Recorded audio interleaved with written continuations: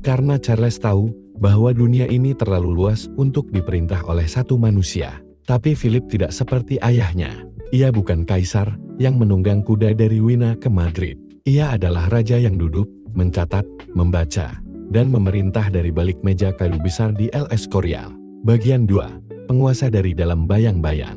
Istana Philip bukanlah tempat pesta atau puisi. Ia mengatur kerajaannya seperti seorang bendahara mengatur buku besar.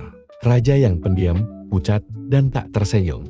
Namun memorinya tajam, dan kehendaknya tak bisa dibelokkan. Philip percaya pada sentralisasi dan kesalehan. Dua hal yang ia anggap kunci stabilitas. Maka ia mengawasi semua surat dari koloni, menyusun laporan tentang pengeluaran, dan secara pribadi mengesahkan ribuan keputusan.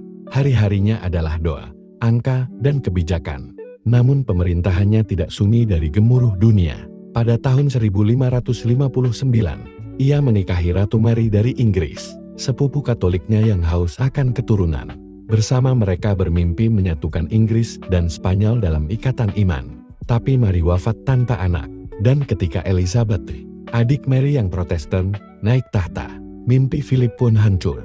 Ia pun bersumpah, suatu hari Inggris akan tunduk. Bagian 3, api, air, dan darah. Pemerintahan Philip adalah era peperangan suci.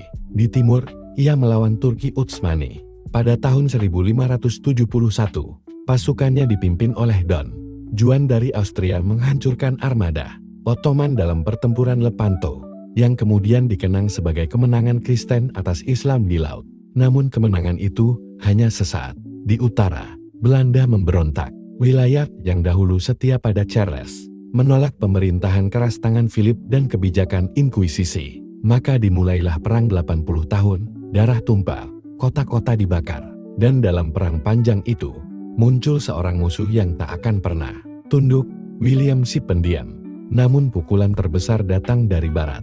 Pada tahun 1588, setelah bertahun-tahun ketegangan, Philip mengirim armada Spanyol yang agung menuju Inggris. Armada itu adalah lambang kekuatan Katolik, kehendak Tuhan, dan dendam pribadi. Tapi badai dan kapal-kapal Inggris menghancurkannya. Armada yang tak terkalahkan, ternyata bisa dikalahkan. Philip menangis bukan karena kekalahan militer melainkan karena tanda-tanda bahwa Tuhan tidak lagi memihak. Bagian 4.